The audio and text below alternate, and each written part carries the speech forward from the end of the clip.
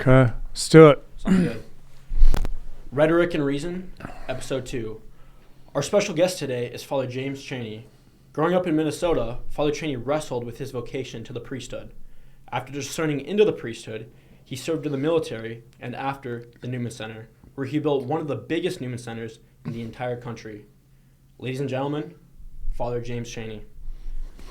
Yay! So, Thanks for having me on, guys. How are you? Thank you so much for being here. Good. So, Father, my vision for this episode is let's just dive into it. I want to start with your youth and progress into your teen years, college years, so on and so forth. What was growing up like? Well, I think probably the first grace, oddly enough, I went through some old pictures at my parents' place. I was scanning them because you don't know what's going to happen. And I ran across this picture of my mother's first communion in Fallston, Minnesota.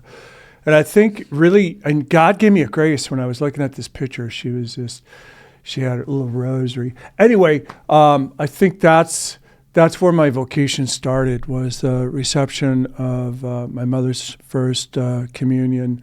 So we were born in, Minneapolis, downtown Minneapolis. My dad worked at Sperry.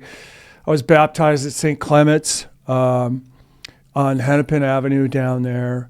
And we kind of just grew up on the north side of the cities down there, kind of by Forest Lake and Lionel Lakes. I went to Lionel Lakes Elementary.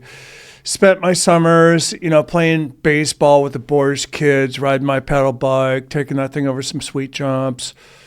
Gas-powered, U-control model airplanes. We were into that. And snowmobiles. Like, everybody had snowmobiles, so we'd ride snowmobiles a lot. And so just growing up, I had my first communion. I grew up in a family. My mom was a good Catholic. My dad was a non-baptized person who made claims along Protestant delineations. Who, didn't really, go to church. Well, maybe Christmas and Easter, and that kind of thing. Yeah. So that's what it was like growing up as a young man. Was your father a very important, influential figure in your life? Did you see yourself? Well, yeah. I think any father is going to have a big impact on your life, So, I learned some things from him. He's a really honest guy, but he also really a wounded guy. His dad was alcoholic, and his dad wound up shooting himself in the head, and he's the one who found him. So I think that just had a huge impact on him, and then as a result of that, had a huge impact on our family. For sure, yeah. Really, it's just a sad story, It was just back in the 50s, they didn't have any treatment programs. But anyway, so that was kind of the faith background of our family.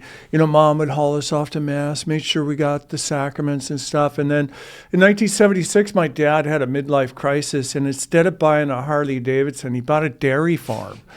So so here I'm 12 years old. We move on this dairy farm, and 76 was a drought year. It was really, really dry, So, but the next year, even though we didn't know what we were doing, we had this bumper crop, all these oats and stuff like that. And so I just thought it was so cool, 12, tractors, cows, everything on a farm. You learn about everything on a farm, life, death, planting, harvesting. The whole cycle of life is there. So, we just jumped into that. And then after that first harvest, I did, and this was another, significant. I forgot one.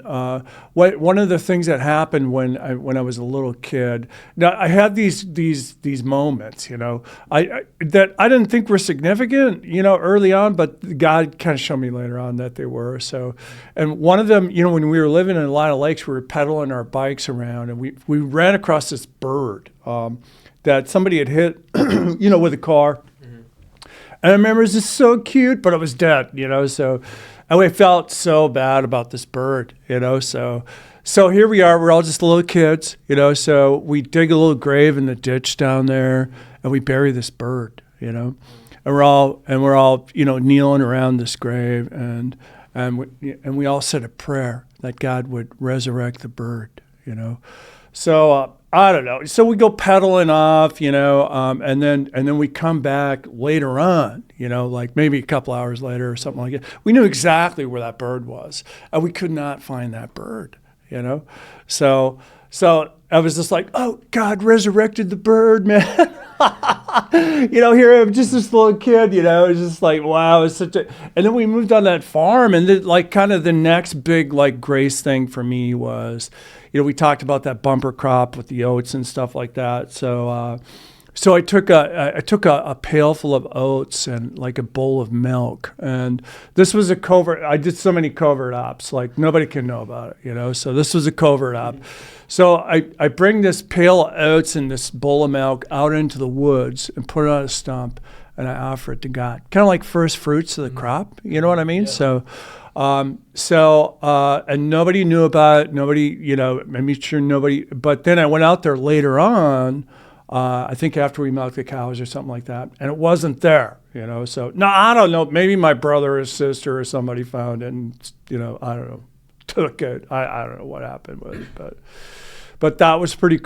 So like then, a few weeks later, this was probably I don't know, like a year or two later. I didn't think anything of it, but I was reading the Gospel of John. And I just had this religious experience. It was just completely profound. Everything I experienced was just, God was just everywhere, So, and I realized that this was like a significant, grace event, So I was smart enough to savor it at the time, So I went out into the woods and I realized, God gave me this grace that I realized that everything belonged to God, including me, So how old were you at this moment? I was probably like 14. Wow. And so I went out into we had these beautiful woods right across the street there. Schmitty's Woods is what we call it. And I went out into the woods and I offered myself to God. So at 14. Yeah. Wow. So I made this little offering, So and then after that, pretty much everything just went to hell in my life. I 14, 15, 16. By the time I was 16, I'd gone to school in Monaga, Minnesota, and just fell into drugs and alcohol. Just fell in with the wrong crew. We had 65 students in our class. I think there was 3 people that didn't smoke marijuana on a regular basis. So like everybody smoked pot. So I just fell into that, and it was just, oh my gosh! I just came into it just became like this party hound. So just loved to party and have a good time and stuff like that. And so I got my confirmation. I remember being confirmed. And then I went off to college here at NDSU. So, but before I went to college, I was weird, because my old man's like, "You're 18, we're done with you, get the hell out of here," So I was just like really on my own, So, but right before I left home, when I turned 18. I had this like dream, and it was very vivid. I was looking for the Lord in this beautiful green pasture. I was running as fast as I could, and the Spirit came down, and the voice of God came and said, "I'm with you always. James, I'm with you always till the end of time." That promise in Scripture? Mm-hmm. That's why it's one of my favorite, So wow. At 18, I get this, super promise from God. Dude, I'm with you, Wow. But I was so young, I didn't really even know what all of this, really meant, So I was just like... This is when you're at college? No, this is right before May of 1982 is when that happened, Wow. So... like right around my birthday time. So, and then I spent the summer living with some friends of mine. They were kind of enough to take me in. I was painting furnaces at Itasca Heating and Manufacturing, just stinking partying over the lunch hour, just buzzed all the time. And then, but then, I really liked football a lot. So I wanted to join football at NDSU here. And so I came to NDSU, joined football, and my life just was a stinking train wreck. I think my first quarter, NDSU, my GPA was 1.33, So I was on academic probation, dorm probation, financial aid probation, And I'm like, what the heck? My life is a train wreck, man. I got to figure this out. So I knew God had something to do with that. And about the same time, my brother was involved in a really serious car accident. It fractured his skull in 32 different places. And I was just like, wow. So I came crawling over to the Newman Center here, and I was looking for God, big time, man. And I met with a priest, and he sent me on some tech retreats. And I just began to experience these beautiful, just enormous graces of conversion in my life. And then my life just began to change. The whole thing about tech is the Lord Jesus comes alive inside of you, So, and then I remember being over by Putnam Hall. I was so hungover, I thought I was going to die, man. I had like the shakes and stuff, And the Lord gave me this grace, He gave me this grace. He shows me like the Christ that had come alive inside of me was like dying or suffering. It was like I could feel Him like bleeding within me, It was just kind of a weird experience because of my drugs and alcohol, So, and at that point, the Lord Jesus Christ was like the greatest thing that ever happened in my entire life, So, oh my gosh, this is the most valuable thing in my life, So I knew I had to change, and I just began to, the party zone comes with its own culture, its own set of friends. It's very hard to steer away from it when you don't know what you're doing. But I eventually did that. I got involved with tech, and I think I did 14 techs, and was really involved here at the Newman Center. I did music ministry every Sunday, and then eventually, got a position as a janitor here at the Newman Center. Which was really cool because I could live over here at the Newman Center.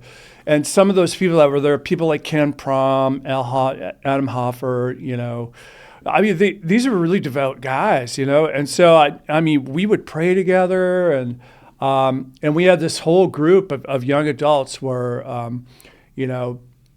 we would go to these rallies, we'd pray together, and it just changed my life, And one of the spiritual directors over at the seminary, they used to come to the Newman Center, and we'd cook dinner for him on Wednesday night.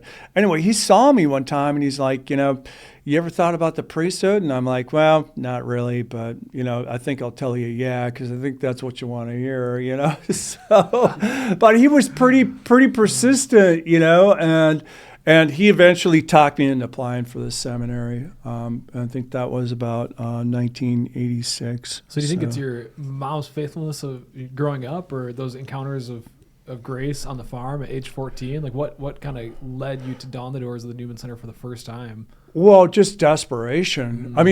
It was so dark, everywhere I went, I had to bring a flashlight with me. It was just, everything was just falling apart in my life, So I had no idea what I was doing. I like to party. The only two assets in my life was I liked to party a lot, and I had a good work ethic. Mm-hmm. Like I knew how to really work hard. I would work all day. So, but I was at a disadvantage in that I was really ill prepared for college. I didn't know how to make myself learn. Yeah. And that was a big journey for me through 10 years of college. You have to go to college forever to be a priest, but yeah. Father, it's interesting that you say that you came ill-prepared. Even in today's age, there's a lot of young men and even young women that come into college and they just don't know what to do with themselves. The dropout rates for men are extremely high nowadays. They fall into this hedonistic cycle that you mentioned. Do you have any just like practical advice before we continue on for kind of people struggling? Well, I think step one is the encounter with Christ. He makes all the difference in the world. He's the best Savior ever. And by the way, he's also very good at saving us. Every movie he makes is like perfect, So I would just, we've got that Koinonia retreat. That's a good place to start. Our, a Bible study here. We've got 74 Bible studies that run every week, I think. So just jumping in, and there you're going to be in with a group of guys who are doing the same, going through the same, junk you're going through. but they're gathering around the Word of God, and they're trying to be virtuous men together and trying to help each other. And that's what you need. You need some kind of support system like that around the faith, because I mean Ken Prom and those guys. I mean, I was such a stinking moron, but but these guys, they didn't care, they would pray with me. I mean, they genuinely cared about me, and I didn't. All my party friends, the only thing we had in common was partying. And once they don't care about you. Well, I mean, once you take that away, you don't have anything in common. I mean, I would say that we cared about each other, but it wasn't like, it's like who's got a 30-pack. That's how we cared about each other. That's the love you share. Right? So, yeah. Well, so you faced all of this rejection and all of this, all this trauma in your life. I mean, obviously that has long-lasting effects. How did the Lord heal you in that and then redeem you in that? Wow, yeah, that's a really good question. I don't know. I had a therapy dog. What was his name? No, I didn't. Little Noodle. Or what? How did the Lord heal me of my wounds? Well, I think it's still going on even today. So I don't know. You're 26, 27. And even at that juncture, you're kind of just like, wow, maybe everything growing up wasn't all that normal. Yeah. I mean, you just start to realize this stuff maybe, right before you turn 30, you know what I mean? So it was just a process. The first step was the discovery of Christ, and that changed everything for me, So you meet he with loved me, You meet with vocations. like that oats and that milk thing, God loved me for that. And when I threw a Chris in my life, he loved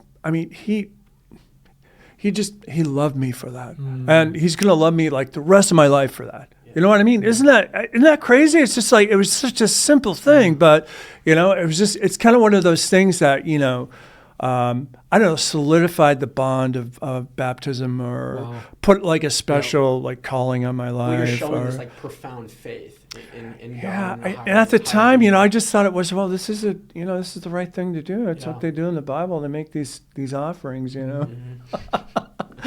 Some, but I don't want anyone to know about it because I don't want anyone to think I'm weird, But anyway, you're going to ask. That's beautiful. That grace that you had at 14, that it stuck with you through all the ups and downs of life. Right. And still today, you still talk about it. Right. Well, I mean, God was just so faithful to me. Even in spite of the fact that I was just stinking loser, moron, burnout. I mean, but even in spite of that, he's still the thing. He would just pursue me, and he wouldn't let me go. Yeah. That was the thing. Yeah. He wouldn't let me go. Like the whole journey to sobriety was a stinking disaster. A month, 3 months, 6 months, sober a year. And then finally, I got to a point in my life where I realized, like, I knew myself well enough. Like, I knew if I didn't quit then, I never would. So I think that was September 26, 1986.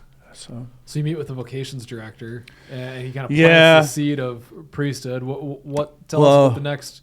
Well, I joined the seminary, and at Cardinal Minch over there, I kind of went through Cardinal Minch at its peak, but really just struggling with the whole question of vocation. Where was Cardinal Minch Seminary located? It was in Fargo here. Yeah.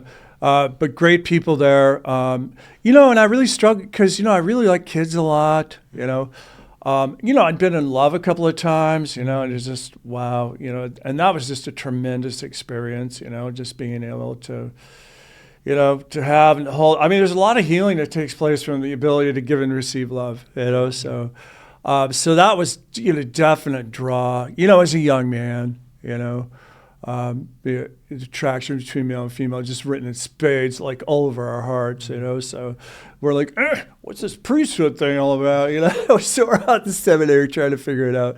So I think really my only saving grace through that whole period was I really wanted to know what the truth was. If God was calling the priesthood or not, so and the only way to get to that is to like not BS yourself. But the thing of it is, I was so good at BSing myself. I felt like I was trapped, like there's just no way I'm ever going to know the truth because I'm such a BSer, What was the inner dialogue like? Oh, I don't know. I just did all these really crazy things that, so I went to Cardinal Minch and then, I prayed a lot. I went to the Josephine for 2 years of theology. Then, I took a year off. I took a sabbatical and I was out at Castleton painting airplanes with cousin Dan. Huge mistake, but it was airplanes, So that's my squirrel moment in life. Like every time I say airplane, So, but then after that, I went back to the seminary and it was just but then I went on a pastoral year. So Bishop Sullivan put me on a pastoral year in Valley City. And so at this point, I'm like 28. I'm thinking to myself, man, you got to figure this out, And there was a period like I got really angry at myself because I didn't get it figured out, So, but that was not helpful at all. You can't discern with anger, So, so anyway, I started praying with these charismaniacs, They'd pray with me, oh, let's pray, And so we had these prayer meetings and stuff like that, and and one of them, Pat Braunberger, oh, God bless her. She was such a great lady. She's just filled with so much love. She was praying with me, and she's like, you know what? St. Therese of Lisieux, her feast day is October 1st, and if you do this prayer, this novena, it'll end on her feast day. So, and at this time, I was doing like 4 hours of prayer a day.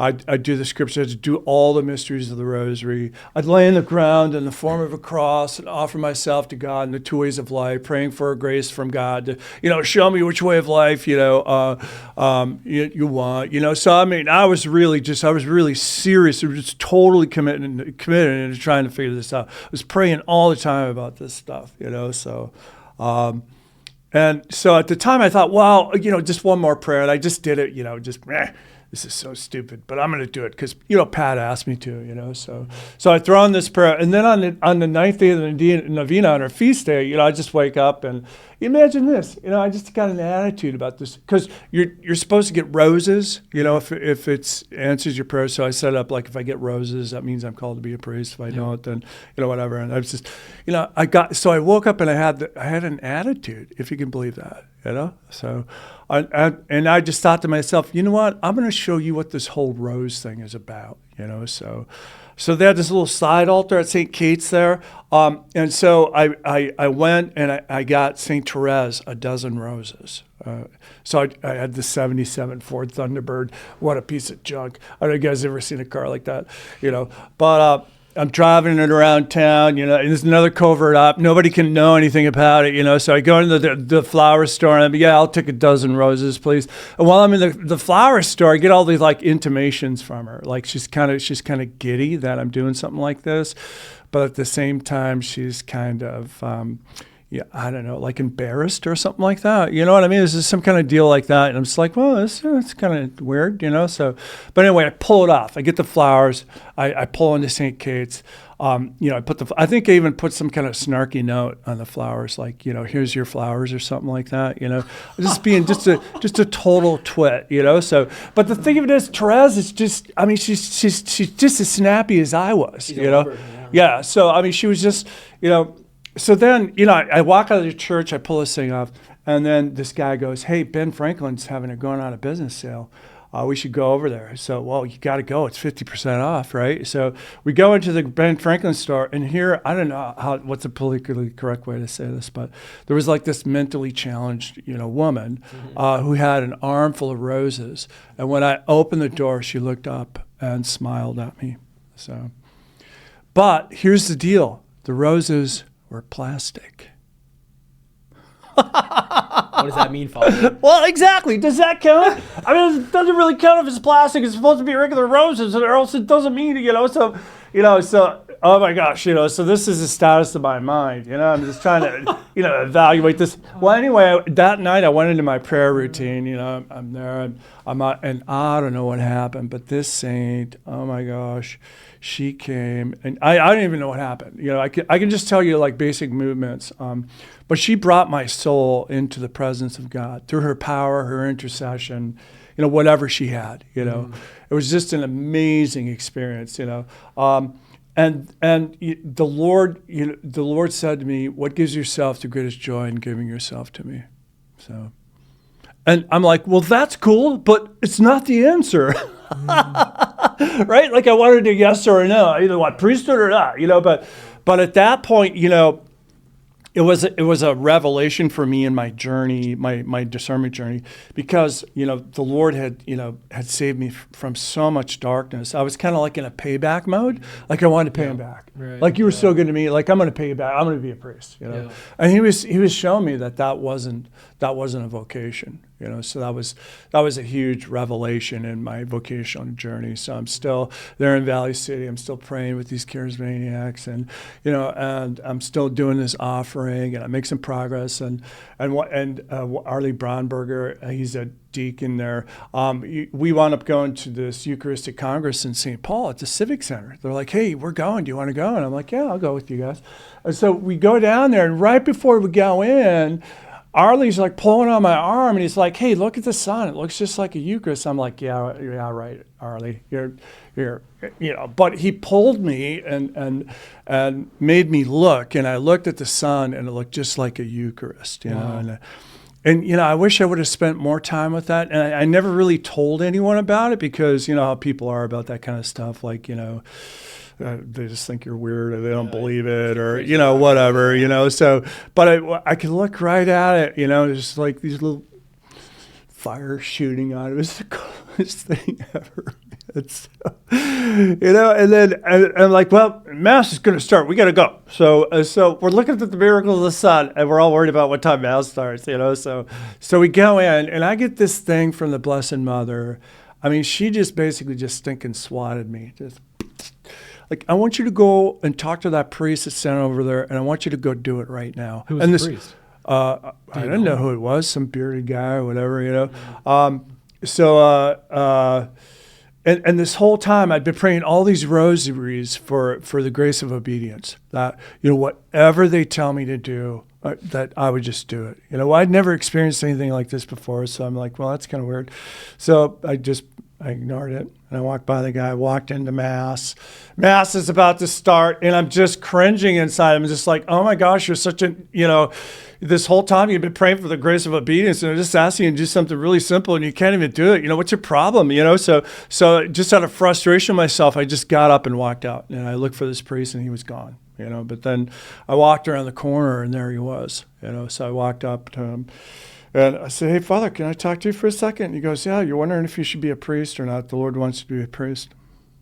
Wow. Just boom, If that's not a clear yes, I don't know what. Well, yeah, but I must have spent 15, 20 minutes with this guy, Well, okay, but what about this? What about that? And he just had like this stone cold look in his face. He's like, "So, Lord wants you to be a priest. So, Lord wants you to be a priest," So it was just, and here this guy was Father Robert Farsi, a Jesuit, was really involved in the charismatic movement, and he was a spiritual director at the Gregorian in Rome. So a pretty heavily credentialed, priest, and wasn't some stinking nut job, would just say that to every 20-something-year-old, kid that walks up to him, or young adult. So that was revelatory. That was a 2x4 grace, I think, so. What year was that in seminary? Oh, that was right before I went in for my last year. And then, so I go back to the seminary for my last year. And right before I get ordained, you still go on this retreat. And I'm even in spite of all this, I'm still just like, gosh, I just don't really know. What do you think that was? It's just trauma. No, I think it was just torn between, you know, having a wife and a family or this vocation, you know, so, but I don't know. It's probably a good thing to get married. I probably would have been, you know, a terrible husband. You know, That's not true. I don't You're a great know. father. You know, so anyway, I'm still just, you know, just flipping out, you know, because this is a big deal. But, you know, here I am. I'm 31 at this point, you know, so. Wow. So, and then right before, or you have to go on this retreat before you go to ordain. So I'm on this retreat and I'm praying, just praying up a stinking storm, you know. And the Lord said to me, he said, well, what do you want to do? And, you know, what, at 31, and in my entire life, nobody had given one iota what I thought, you know. And for him to treat me, you know, with that kind of respect, I was just like, well, if you're going to treat me like that, you can have me.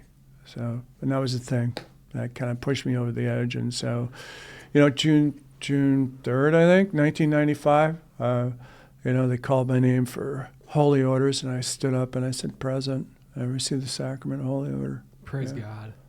And that's kind of what happened. That's incredible. Your life to even coming into the Newman Center, coming back to your Catholic faith, Yeah. and everything that happened, and then your life from being a Catholic to discerning the call to priesthood and being ordained. Mm-hmm. There's so many moments of where we're just kind of falling apart, right? And then to build off of that, what you've been able to accomplish, the Lord's done through your priesthood, especially in terms of St. Paul's Newman Center and building the facility that you've built. That is incredible. You know, I knew, you know, the Newman Center was a place of great, you know, conversion for me. And it totally changed my life, you know. And so, like, you know, I just have this passion within me. Like, I want that for every college student. I want them to encounter Christ, you know. So, and then it was really, you know, just some eye-popping stuff. You know, Sherry Wendell's book, Intentional Discipleship. First 100 pages of that is pretty stinking depressing read. You know, 96% of all Catholics go to a state university. By the time they're done, 80% are no longer a Christian. Man, that sucks. I mean, those loss rates are just pathetic. I was just totally unacceptable, you know. So we have to do something. We have to be like proactive, you know. So that's one of my biggest motivators actually to do this podcast is to evangelize and bring specifically the youth in and actually know the fullness of Christ and of the beauty that the Catholic Church has to offer. Right. Yeah. So, I mean, that was part of the thing, you know. So then I just got, you know, well, me and I tell you, it always takes a team, right? You know, so it's always more than just me, you know. So, but, you know, we just got to thinking, well, you know, we need to throw the very best that the church has to offer at the most with the greatest loss rate, you know. We've got to put Roman Catholicism, boom, on the corner here with, you know what, this is what a normal life looks like. This is a pathway to true happiness, purpose, destiny, meaning, you know, not all that other, you know, wigged out postmodernist thought where, you know, it's basically directionless for our young adults and they just get so lost. Oh my gosh, you know.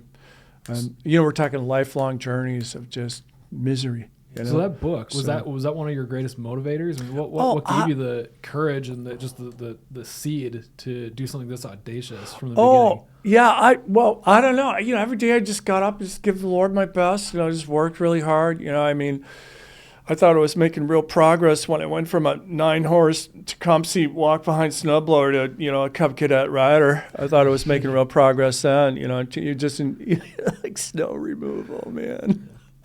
Always the janitor, right? You know, still just doing the snow removal, you know. So anyway, I knew we were going to have to do something with that facility, you know, when I got there. I mean, what a piece of junk, you know. I mean, everyone's so sentimental about it, but they have no idea what a piece of junk it was. I mean, people would just put some more duct tape on it, get another year out of it, you know. So, oh my gosh, you know, everything about that place was just, I mean, the pipes were plugging up. The heating system was a joke. I mean, it was an asbestos bomb, you know, that had run its life cycle.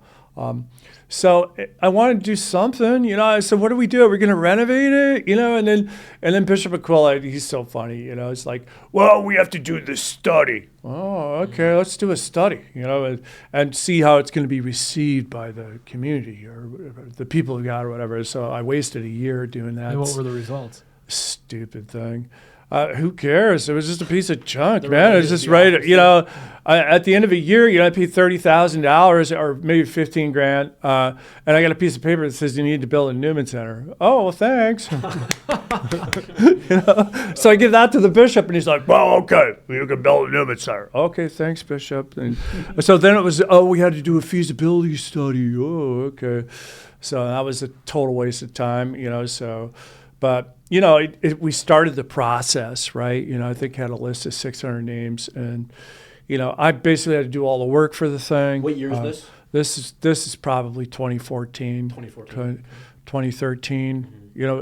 Somewhere in there, 2012, 2013, in there. Yeah. And the feasibility study said, well, you guys, you might be able to raise $1 million. Oh, and by the way, nobody knows what you do.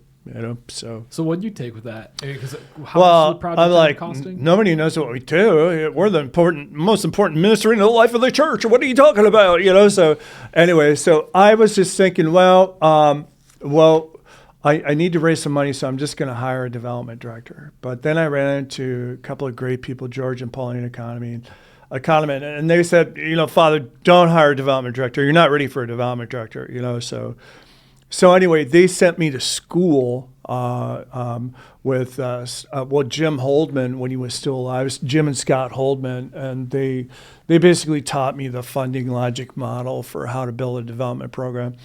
And so, but part of that was the internal components of data, newsprint, case statement, software, media, So I worked on that for probably 3 years, So That's back in 2014.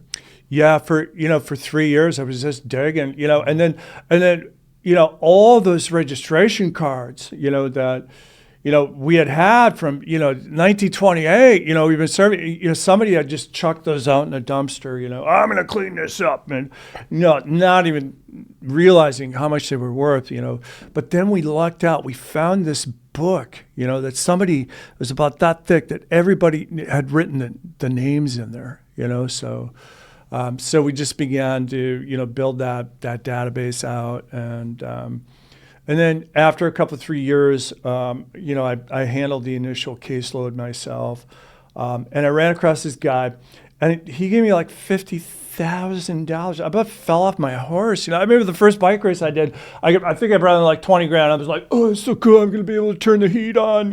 So. And, Aquila, when I came here, he gave me the assignment. At the time, I'd wanted to go full-time in the Navy, and he wouldn't let me. He just kind of swatted me. Forget about it, Cheney. He sounds just like that, by the way. So you did have a stint in the military, however. Yeah, no, I joined the U.S. Navy in '97 as a chaplain. So, yeah. But he assigned me here, and he said, oh, by the way, Focus will be a permanent part of your campus ministry. And I'm like, oh, yeah, thanks, Bishop. How am I supposed to pay for that? And, oh, you'll figure it out. So that first year, our budget was $160,000. And I'm like, oh, my gosh, how am I going to pay for Focus? And the furnace is shot. And, so we had like our first campaign, the F3 capital campaign, the Focus Furnace fundraiser, So stupid. But we raised $80,000. We paid for Focus. We put it in anyway. So I built out the internal components and handled the initial caseload myself. And that guy gave me $50,000. And at that point, it wasn't quite enough to like pay for a full-time development director, but it kind of put me in a place where I was okay with it, financially. So I knew I was ready because I was starting the caseload. So at that point, I hired Kyle Yeager. And then Kyle came on board, and we were basically, I've been on the road ever since. I've crisscrossed this country. I've covered about 450,000 miles, just all over. 450,000. 400, yeah, literally to the moon and back. Yeah. So there's probably Yeah. no way this happens without your aviation background. right. Yeah. No, people are so weird about airplanes. You know, there's just, oh, who owns it? Oh, you're gonna crash. Oh, you know, it's just so they're just so well. I mean, they probably just don't know anything about airplanes. You know, so, but yeah. So aviation was one of the keys of our success. Totally. You know, I mean, we could go to Williston, Minot, Dickinson, and be back in a day. You know, so.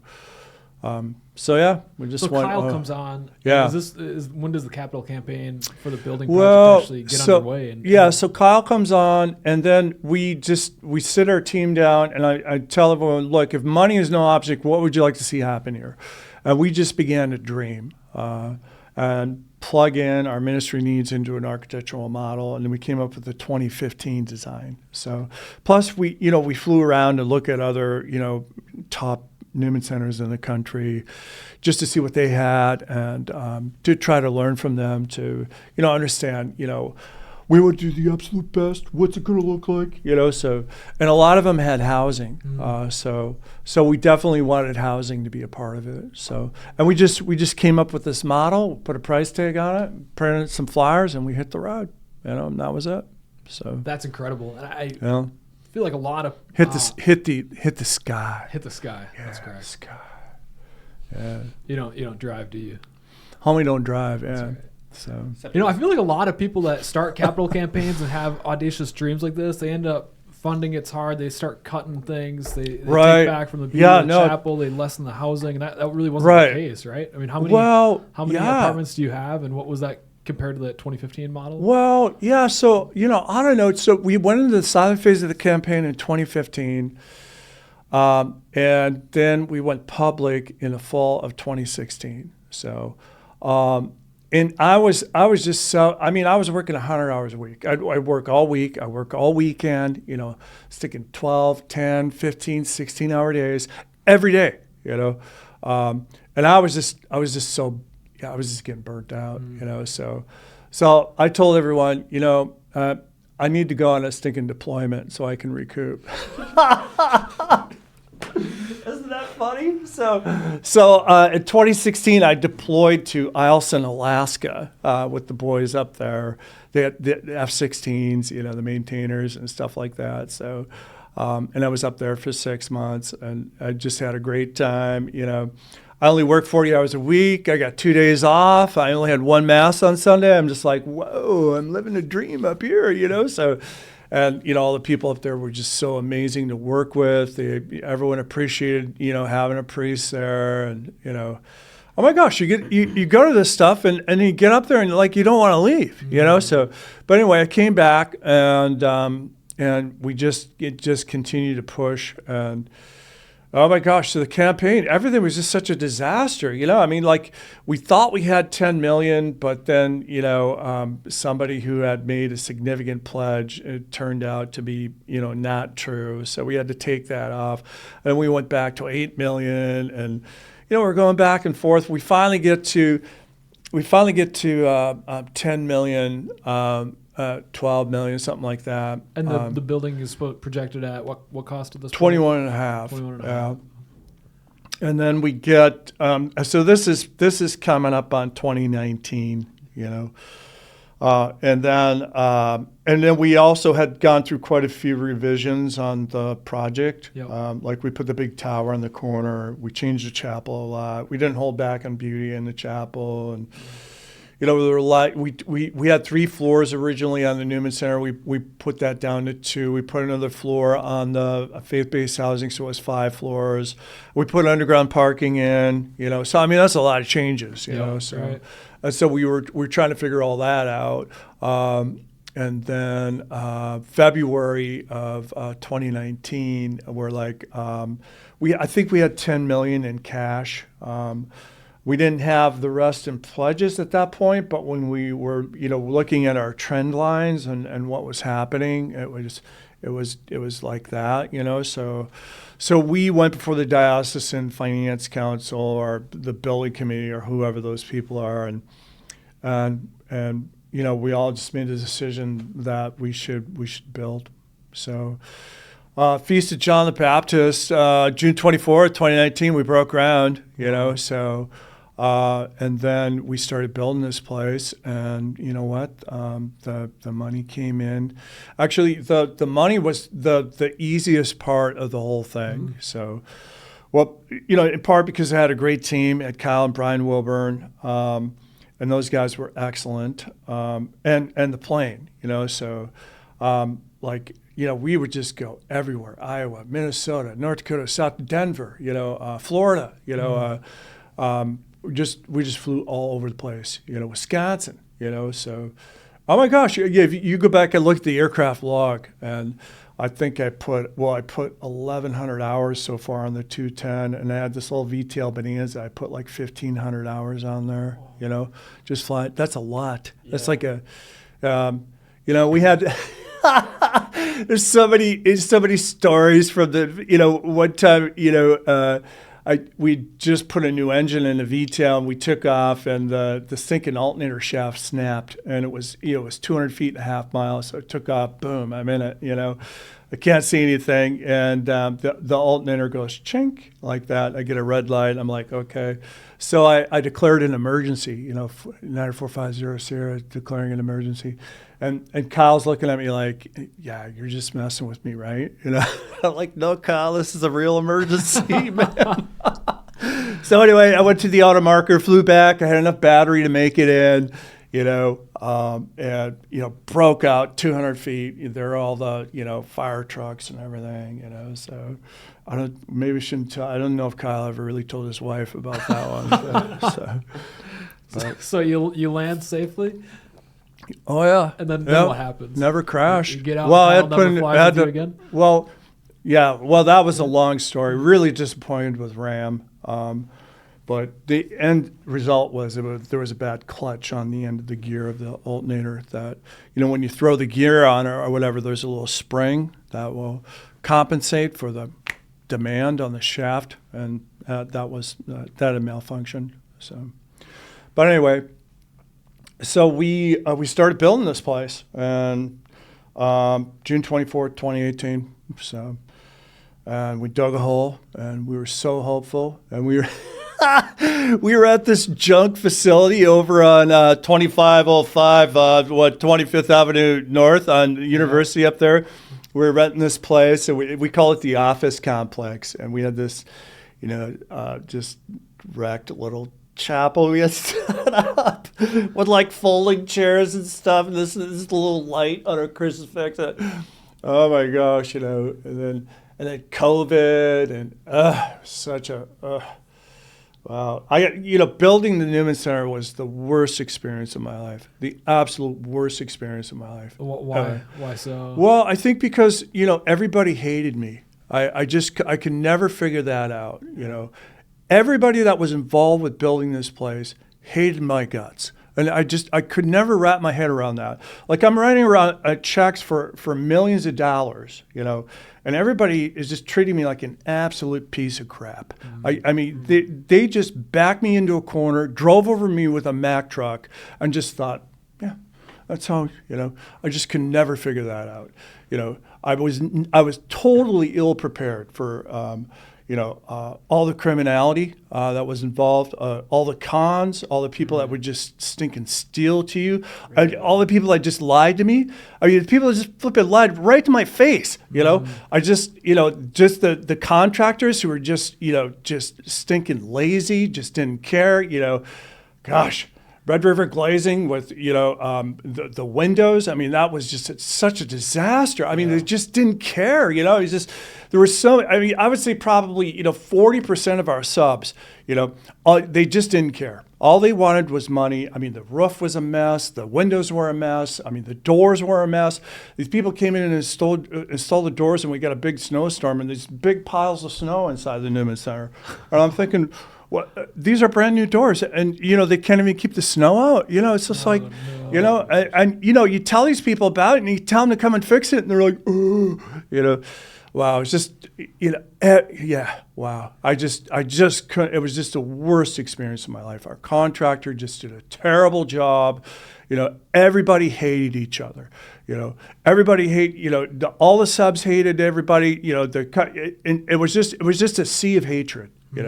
I just could not understand why that happened. And it was the biggest cross of my life. I just barely made it through. I almost left. I barely made it, man. The only reason I made it was because of Padre Pio. Tell us more. Why elaborate? Well, I don't know. I really didn't know that much about Padre Pio, Saint Padre Pio, and I was looking at this. So I was watching his autobiography on YouTube. On my laptop in my bed, just watching it. Yeah. And then I don't know. About halfway through the thing, the guy's like all over me. And I'm like, okay, this is kind of weird. So I shut the laptop and I get down on my knees. I'm praying and I'm like, what? Because the guy's just bearing down on me. And so what's happening is he's pointing at my heart, and he keeps pointing and pointing. And as he's pointing, it's, and I'm going, what? And he's like, you don't trust God. You don't trust God that God can build this Newman Center. And I go, yep. What year is this? Where's the project at this point? That's exactly correct. So totally getting my butt kicked down here, man. So, yeah. I don't know. It was just an amazing grace experience. I can't remember what year that was, I mean, every day I would get up, it was a fist fight, and so many different ways. Everybody wants a fist fight with me. It's just like the university with the freshman exemption. That was 2.5 years of people just lying. I mean, people just can't tell you the truth. Going back and forth, playing this big game.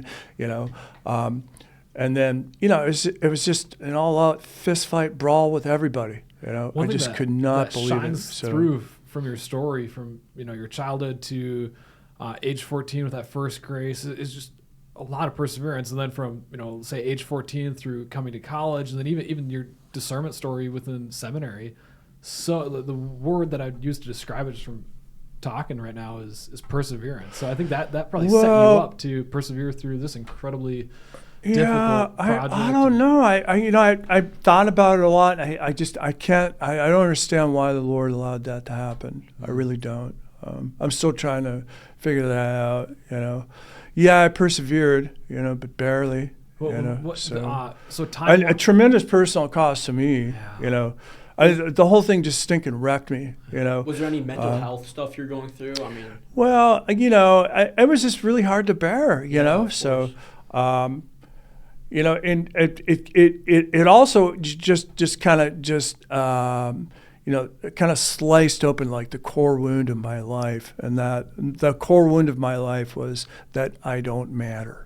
You know what I mean? So even in spite of the fact I still work my ass off to put this, I worked my stinking ass off. I mean, like 100 hours a week. And I put this whole thing together, and then we go to build it, and everybody treats me like a piece of shit. I mean, I just could not wrap my head around that, So I was just an incredibly terrible experience, I just could not understand, why people treated me that way. When, they had an opportunity for us to come together and to build an iconic building in service to, our community, and, yeah, it was just fist fight after fist fight after fist fight, but I never backed down. That's incredible. I mean, most people just think of the Newman Center and see the Newman Center for this brick and mortar structure, which it is. Yeah. But to hear the backstory and the blood, sweat, and tears that were put into get this building to stand where it is today, that is incredible. Just barely. I was so disappointed in the contractor. And the pricing, right? So the $21.5 million, is that what the it was another thing too, everybody, the contractor, the diocesan properties manager, that guy lied to me all the time. I mean, people that I thought I could trust, everybody lied to me, But the timeline and the budget were both quite a bit higher than just you know, crazy. when you Yeah, broke down. 21 and a half, and then, hey, now it's 30, Yeah, now and we're spending. well, now it's 33, and I think the thing wound up costing us $38 million. So And you got it paid for.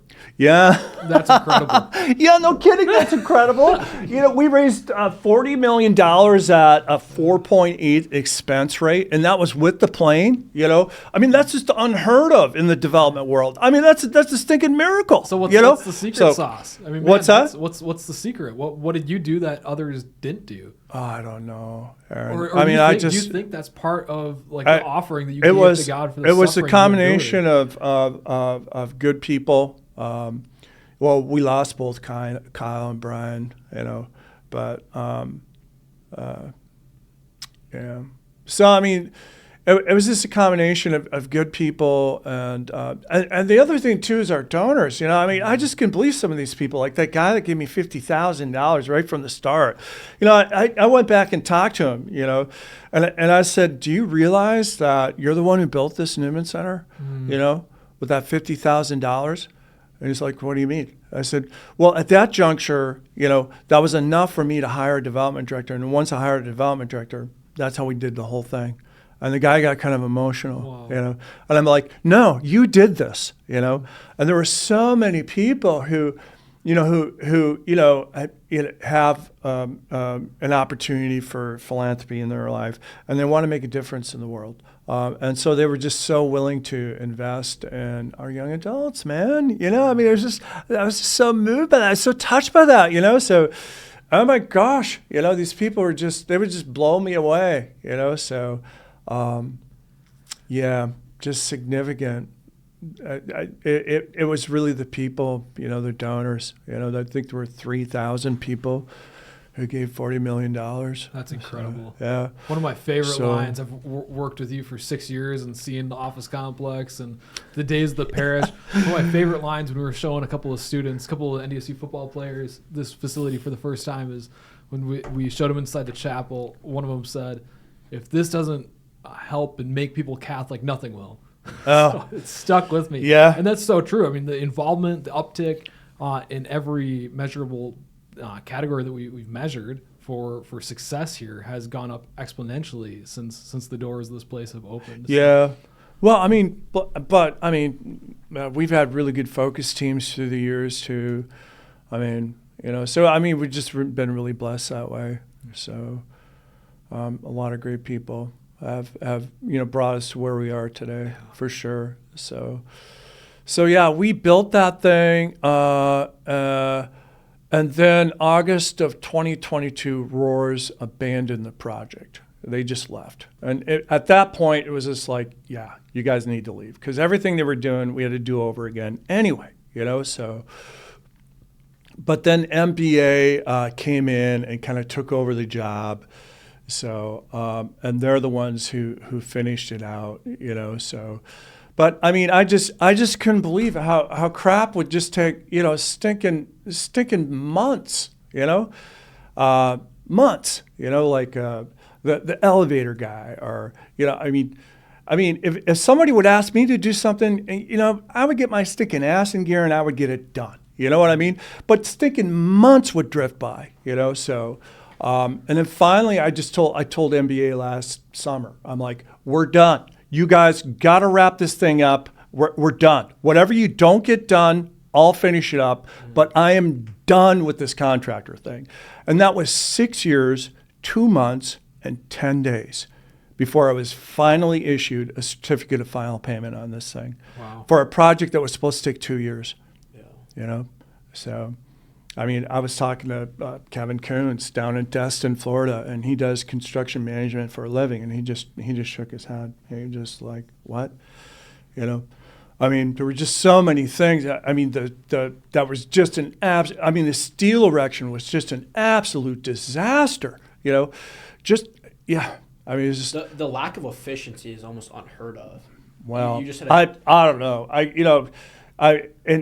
Going through this thing, and it's a beautiful spring day, beautiful. and nobody's on the Nobody's job working. site. Yeah, And I'm very like, inefficient, I'm yeah. like, well, what the hell is going on here? You know, so I write an email, and then, you know, then I'm a bad person because, you know, you're a priest, and priests are supposed to be nice people, and you're supposed to put up with this because this is what nice people do. I mean, all that kind of bullshit, you know. People just stinking, you know, wow. If a project I'll is never do it again. if a project's Never. supposed to take 2 years and they take 6 years, I mean that's not on you. 6 years, 2 months, Yeah. 10 days. The lack of inefficiency is absolutely unheard of. It's just like it wasn't a priority. Well- Well, we got this other project. Well, The we amount got of this buildings that I'm were built in the same time. What the hell? You know, Well- isn't this somebody's priority? You know, Father, So, let's think of like a from a spiritual aspect. I mean, don't you Yeah, think yeah, like well. the kingdom of darkness is Preach is, it to me, is- man. Yeah. Don't you think Satan in the kingdom of darkness is trying to destroy Oh this hell, place? I don't know. Everyone says that to me. You know. It's true. Well, yeah, I don't know. I like I said, I haven't been able to wrap my head around it. I'm very disappointed, and you know, and also just really deeply wounded by, you know, all the people who stinking screwed me over. Well, have you done anything to celebrate? You know, what was it, 2016 when you got deployed to take off from those 100-hour weeks? Eielson. What about this? Yeah. These 6 years, several 6 years, months, 2 months, 2 10 days. You Yeah. know, the palace. Well, Have you done Well, anything to we celebrate or get well, away? I mean, we still got some stained glass. You know, I mean, but again, I mean, it's just, you know, how much of my priesthood do I have to spend with attorneys? You know what I mean?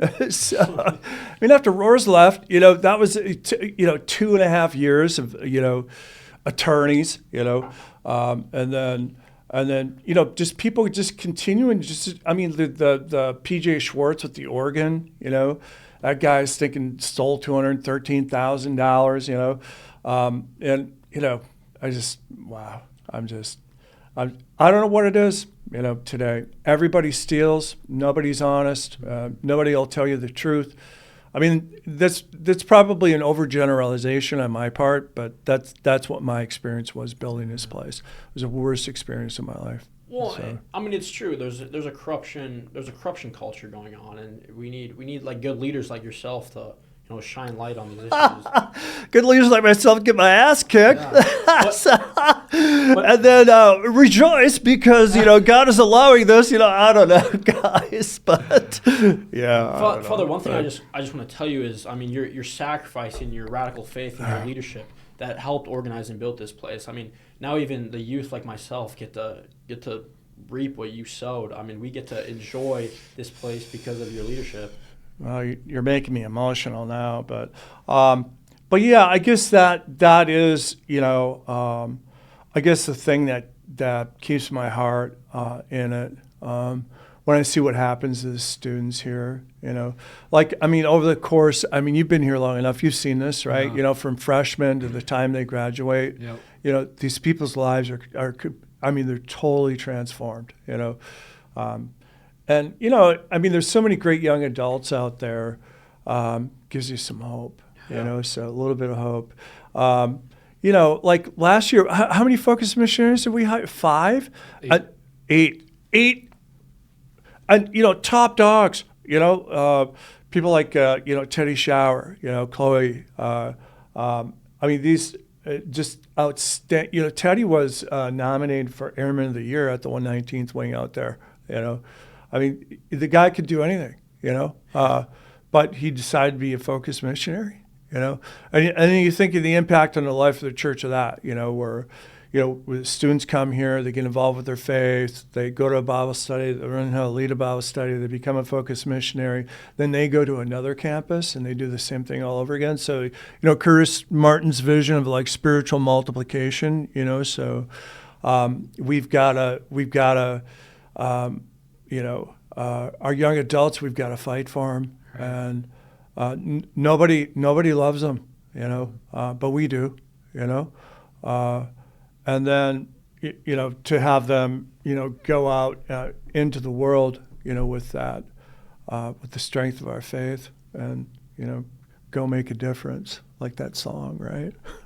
Can you sing us a few lines, Father? Go make a difference. Right? Well, Yeah. okay. So, are we at time now, or what are we got doing? about 15? 10 minutes. Here, Okay, so questions, yeah, you guys? So, Yeah. I mean, Let's you built this. What? like 2. 2 minutes. Okay. So you built this place. You're now getting at the age of retirement. What do you hope to do with your final years here? And what do you want your legacy to be at the Newman Center? Well, I don't know about legacy. I guess I just never really think about that. But we bought out the rest of the block. Yeah. So it was finally able, it was a total mistake for us to partner with a secular entity that did not share our values. I'm just dumb with disbelief that we would partner with somebody who hated me, who was just diametrically opposed to anything that we wanted to do over here. So huge mistake. So, and then faith-based housing was really taken off. I mean, like this fall, we would have had to turn away 90 applicants. So we really needed to expand. Yeah. So that took me another 2 years to put that deal together. And October 31st, we closed. We bought out the rest of the block. So now for the 2 years I've got left, I guess I don't know what the bishop's going to do, but I'd like to get that paid off. Yeah. So we can then restructure the pricing to make it really affordable for the students, to make it really attractive to them. Like, hey, come over here and live with us, and then we can get them into a Bible study or a mission trip or a trip to Israel or a trip to Rome or, a retreat or an on-campus event or a large-scale conference event like Seek or, any one of the gazillion things that we do around here, So our campus ministry program is very, it's very full, right? So there's something going on around here all the time. There it is. Yeah. There And is. that really makes my heart happy, for sure. When I go through here on a Tuesday night, there's stinking Bible studies everywhere. This place is huge. There isn't an empty room around. There's a Bible study everywhere. I remember the old Newman Center. This gal was having a stinking Bible study in the broom closet because I was like, what? Yep, we're having a Bible study. I found it. When I come on those job site tours with you and we'd walk around the site, you'd tell me, maybe I built this thing too big, Aaron. Now when you walk around, you see these Bible studies here, the building, at the seams and all these applicants for the faith-based housing. That's beautiful. That perspective. Yeah. No, it's good to have this thing on the corner here at the university. I think on a macro level, we definitely got some challenges coming down the road, especially with demographics. People aren't getting married. People aren't having kids. There's fewer people going to college. I think COVID wrecked the whole spectrum of higher education in many different ways when, they locked up all the college students and told them to go to class on their computer. And now, students are like, I can go to school for 5 weeks and make $85,000 driving a truck. It's like, so they've really got to do some work in terms of bringing back, the value of the spectrum of higher education in the minds and hearts of our young adults and parents as well, so. But, most parents that come over here and take a tour and they realize that their young adult can live here, they're like, you're going to NDSU. Right. So I think it's a huge compliment to NDSU for us being here, and to the neighborhood in general. This community receives so much from what we do. Everything that we do is service to others. You know what I mean? So it's not like we're over here making widgets or whatever. So we're forming human beings. In a life of virtue. We're instilling integrity, virtue in the lives of young adults. And you know what? Employers love our graduates. They absolutely love them. So. It's all pluses, from anybody that, comes into those, graces the doorways of the Newman Center, it's just a great opportunity for young adults. That makes me happy, So. Well, I think that's a good note to end off on. Father, thank you so much for sharing your story and your willingness to be vulnerable. Yeah, well, thanks for asking. It wasn't all roses, but no. plastic. But It's plastic, man. Well, you're fighting for the youth, and you're a very influential leader in North Dakota, and for us here at the Newman Center. I mean it. We're running out of time, but episode 2, Rhetoric and Reason, Father Cheney. Thank you so much. Thank you. Thanks, Father. Yeah, God bless.